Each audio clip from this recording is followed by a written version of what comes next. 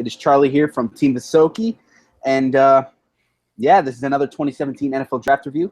Today we're doing the Colts, and we are here with my co-host of the Raw Deal podcast, Garrett. So, Garrett, just tell me what made you a Colts fan, man? Take it away. So, what made me a Colts fan? So, what I could do is lie to you and say that it wasn't because there was once an all-star on this team, but So, when I first heard about the Colts, it was because one of my family members was a Colts fan, and they were only a fan because they followed Peyton around wherever he went. But I was never really a big fan of Peyton. Maybe in his later years, just out of respect, but I just liked the Colts because I felt like there had been opportunity after opportunity for the Colts that they just missed out on. And I was like, I'm going to be there and be a fan when this happens. And it will. Hell yeah. It will again. And then with the acquisition of Andrew Luck, which is about when I really got into football, I was like, okay, I made the right choice. And then he didn't really do anything. Everyone thought he was going to bust, and he actually had a couple of good years. Broke a lot of Peyton's, if not all of Peyton's records. And I was like, man, I really did make the right choice. Yeah. He's awesome, man. And then, with guys like T.Y. Hilton and what was the other guy's name? The other guy that was longer than Hilton. He just retired. Marvin Harrison? No, it's another receiving guy. Let me see. It was T.Y. Hilton and because he just retired last season, I think. Let's see what I can see.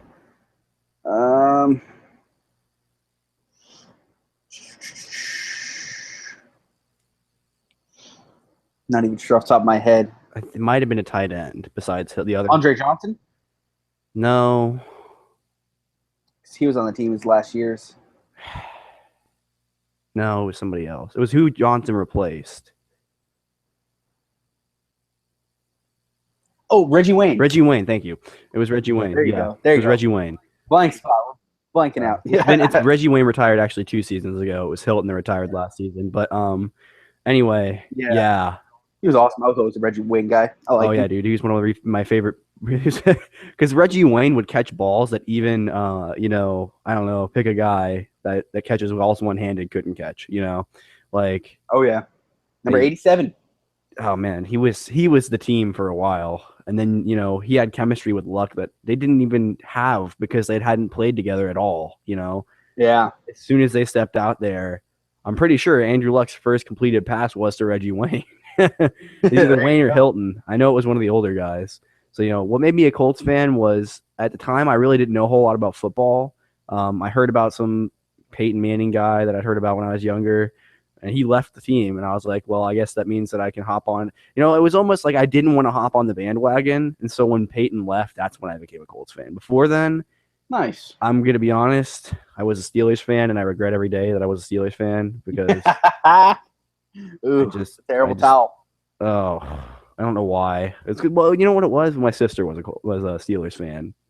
Fair enough. I was just trying to be like, hey, I know stuff. I know stuff about football. Not. Yeah. And then, you know what it was for me that killed the Steelers for me when they lost to Green Bay in the Super Bowl. Hey, go Packers! It just killed me. I was like, are you kidding me? Because Green Bay hadn't been in the scene really all that much recently before that, and then Nope. And then Rodgers just was like, nope, I'm winning a Super Bowl. Thanks, bye. And so out of desperation, I was like, I gotta find another team I can like. I didn't like any other teams. I thought they all sucked, and I was like, man, I really like the Colts. So Colts are cool. I like it. I've checked it out before. It's a nice place. So let's kind of just break down. We're gonna go through each pick, right? So with your first round pick 15, you took Malik Hooker, free safety out of Ohio State. Hooker was notoriously known for he had just a great season last year. 7 or 8 interceptions. That was one of the big notes from him. He was a center fielder who just. That's a lot for a season, dude. Oh yeah. Oh, he ran like literally. He'd be anywhere on the field, and he. That's more than J.J. Watt had last year. I'm pretty sure. Now he was out for most of the season, but the year before that, even. Yeah, exactly. JJ shouldn't even be intercepting balls, but he had the most interceptions for like most of the season last year. Yeah, dude, I remember that stat. I know what you're talking about. Yeah, it was on the NFL app. Yeah. It was ridiculous. Gates from my favorite college, next to UCF, Ohio State. Yeah, dude. Just I hate Hooker at pick 15 here was a complete steal. What do you think? Do you think he'll add to the defense? You know, you think he's going to walk in, take a TJ Green spot as a starter? Oh God, no! Jesus, what are you talking about, man? No, I think that's going to be a good combination, though. Him and Green. What does Green play? Left side? Yeah, he played the free safety. Yeah, so I think Green will stay where he is, and Hooker will be shifted in for whoever it is they have there now. It is my personal opinion. We should have drafted more linemen, both offensively and defensively, and we kind of got some defense. I don't know how much we did well on offense, but that offensive line is just either they're good enough and they don't like Luck, or Luck is good enough and they're not. Oh, yeah. Because I don't know if you watched recently any Colts games, but last few games of the season, Luck was basically just dancing around because there was no line between him and the defense. So, like, I talk about Luck a lot, but that's a lot of what this team is. And I don't mean to be the guy that says it needs a quarterback, and you basically all the pieces around are all good until you have that franchise quarterback, and Luck is a franchise quarterback, so the team revolves around him. Yeah. And I think I know people on the team don't like him. I know that's a fact. That's been said by him and by others, that there are people that thought him coming in with trying to tell people what to do, it didn't go well.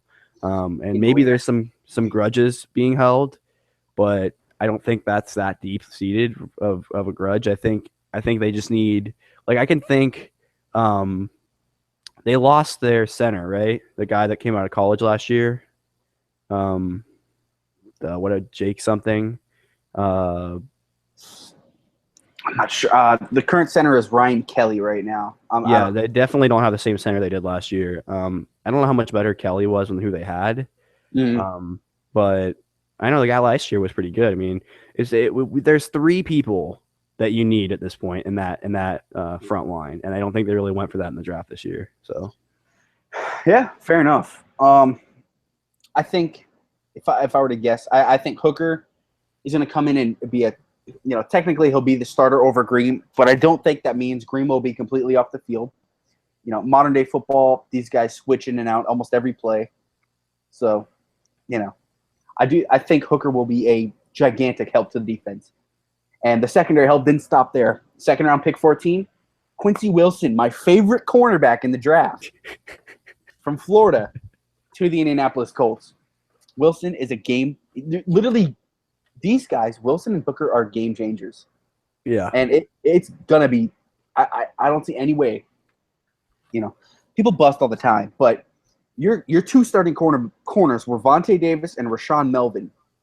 Quincy Wilson is coming in. He's going to be playing, and so is Malik Hooker. So right away, just your top five, then Vontae Davis, Melvin, and Quincy Wilson at the top three corner spots, and Hooker and Clayton Geathers at the top two safety spots. Nothing's going to get through. They saw the need. I love when teams do this. They saw need as well as value, and both of these guys were steals at the spots that they were taken. So, what do you think? I have to be honest here. Last year's defense wasn't that great, and the fact that they're picking up defensive players. The reason why Colts lost so many games was because they had. I mean, the games that they lost were like 38-46 or something. Something ridiculous. Like, they were high scoring games. Luck was putting points up on the board. He just couldn't keep up with his defense being able to not hold anything back. I mean. And I blame that entirely on the defensive coordinator because he had the pieces there, and he lost some good players, I think, from this most recent set of a bunch of. Yeah. Garrett lagged out. He does his thing where it lags. But I definitely think day one we will see Wilson and Hooker helping out the team. I hope so. I know Ohio State grooms good players.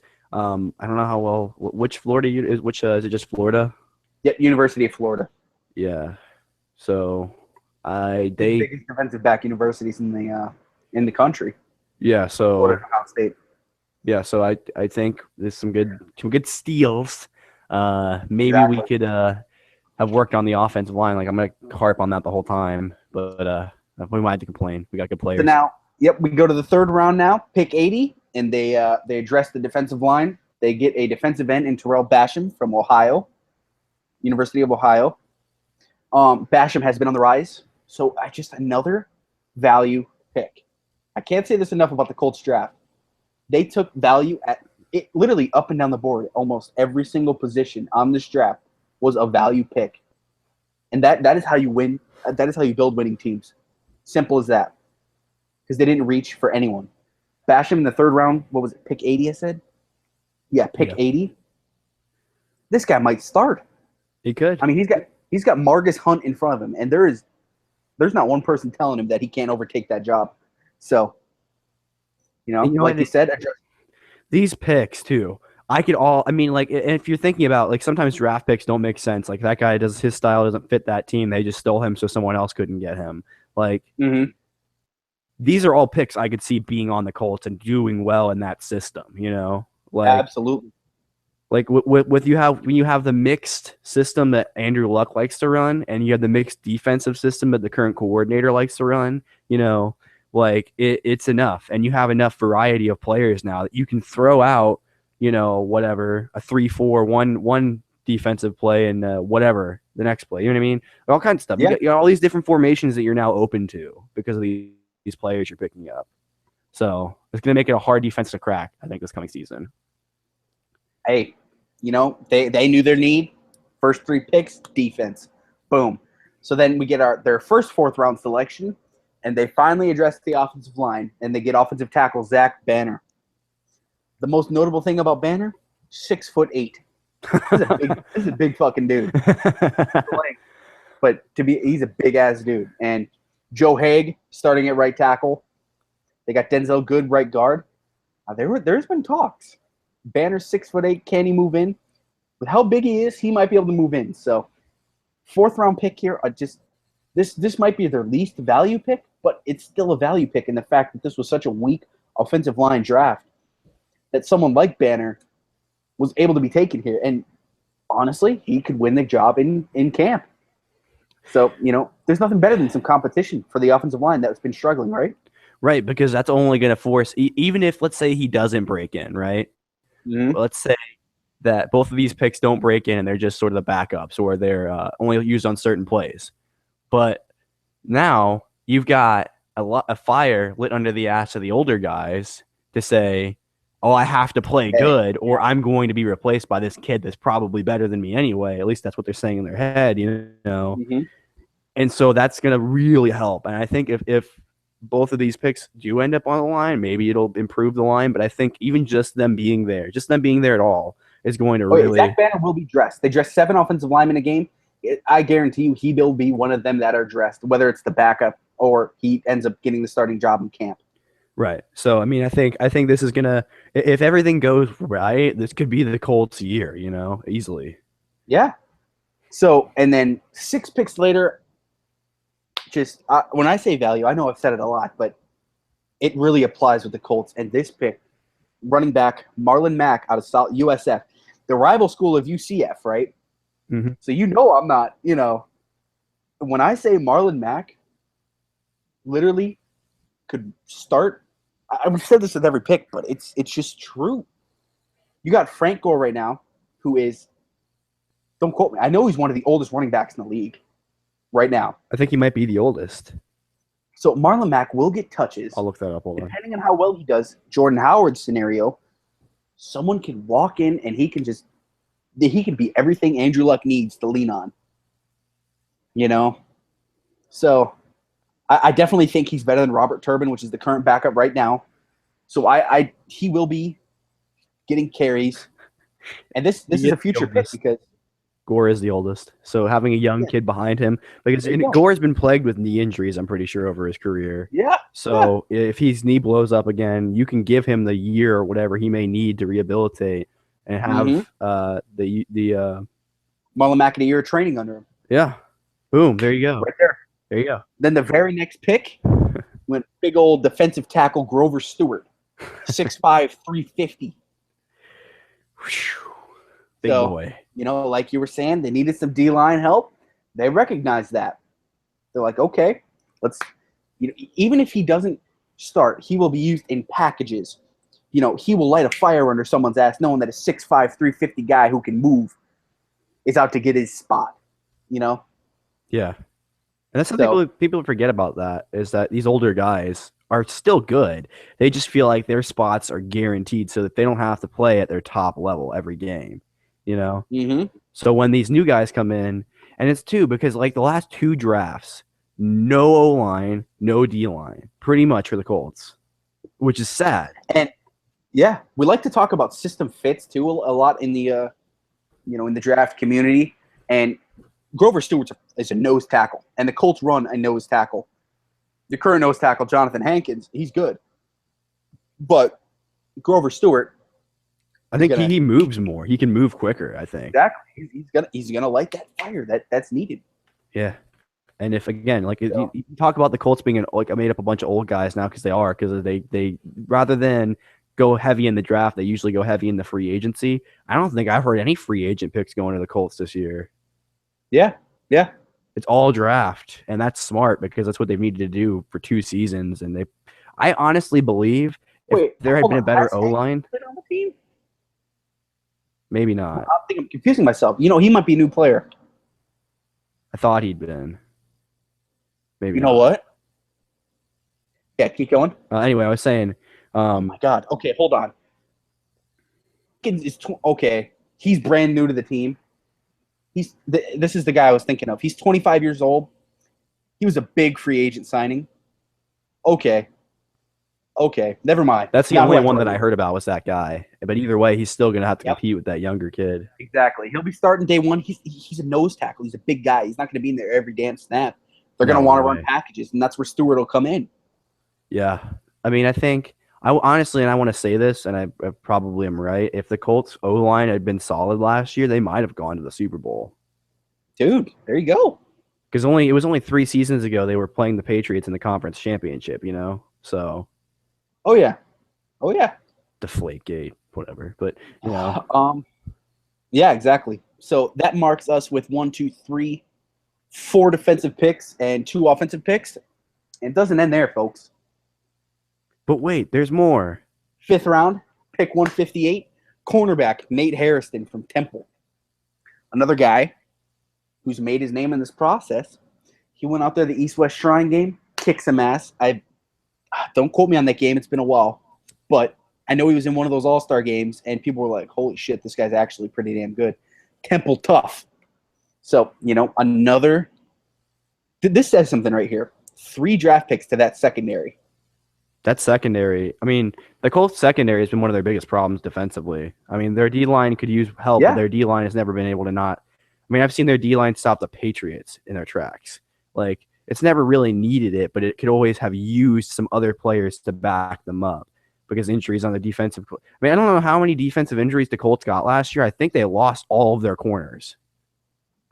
Mm-hmm. All of them. I mean, all 4 of their good corners. You know what? Damn this, bro. We're taking Harrison and Wilson. We need somebody that can play. But that secondary has been missing a lot of ball hawking that they could have been doing.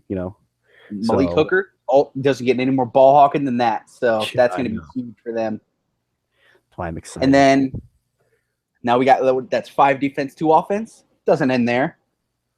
Another just value pick. I mean, someone that was marked in 2nd rounds earlier in the process, then 3rd rounds when they realized how deep the draft was, and that is linebacker Anthony Walker Jr. from Northwestern. Snagged him 5th round, pick 161. Now, 6 defensive picks. If that doesn't say enough about the Colts draft and 2 offensive picks, then I don't know what can. They saw their weaknesses. They know what they had to do. They were losing games because of their defense. They go out, draft 6 defensive players. That honestly, this is hard to say with almost every draft.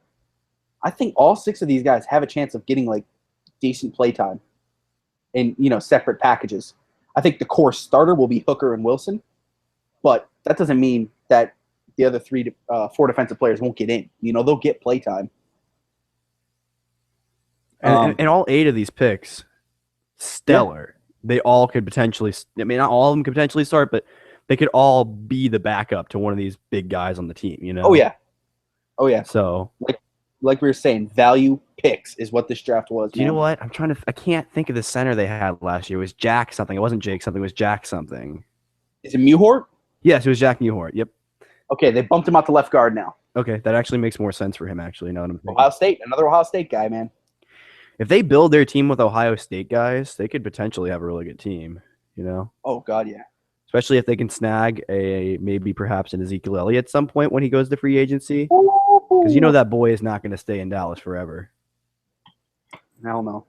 I don't think he's that kind of player. I think he knows what he's worth after last season, you know? So I could potentially, you know, when Gore retires, even with that new guy, we're going to need somebody, some franchise running back, because that's what the Colts, the way the offense that they run, which is a mixed running and, you know, throwing offense, you have a Frank Gore and an Andrew Luck, 2 superstars, you know, that are both really good. And again, this new guy, he could turn out to be just that way, but you don't know until he's out there, until he's thrown into the fire, you know. So he could blow up easily. So potentially getting an Elliott or I don't know, name any good running back in the league, you know, and it could change the entire scheme of the team, you know. And so we need a really good running back, and we all know Gore is not going to be around for that much longer. Maybe I'm going to say he's going to be around for a long time, maybe 4 more seasons, but I don't think he's going to do that, you know? Yeah. So something I like to do at the end here, let's just give a grade of, you know, what we think that they did. And I'm going to be honest here. The Colts draft in my book, I don't think there could have been one thing better. I think they get an A+ in my book, just being completely honest here. Well, yeah, they got 2 steals in massively different rounds. I mean, but you could even consider the running back steal, even though it's a later pick, you know? Yeah, exactly. Mac's going to play next year. I'm telling you right now, he's going to play. Ooh, you know what I can almost see? So my draft How big is that guy? How big is that running back? Pull that up for you. Talk about your grade in the meantime. I'm gonna give it an A+ as well, because yeah, exactly. I can't justify. Oh, okay. 5'11", 215. Dude, not a small guy. He could be the fullback they need. You know, that may be. They might use him as backers. And he may run some running plays as the running back, but I could see him playing fullback full time. You know, like. Oh yeah. And he would be able to knock some dudes down. I could see him knocking down like I don't know, just pick somebody. He could probably knock him down. 100%. I hope that's what they do with him. I don't think it will be though, but that would be great. But yeah, guys, that'll do it for us at Team Visoki. And this is the Colts 2017 NFL Draft. Both given an A+. So I think that gives a bright outlook for the season next year for sure. But yeah, other than that, we will see you guys later. Later.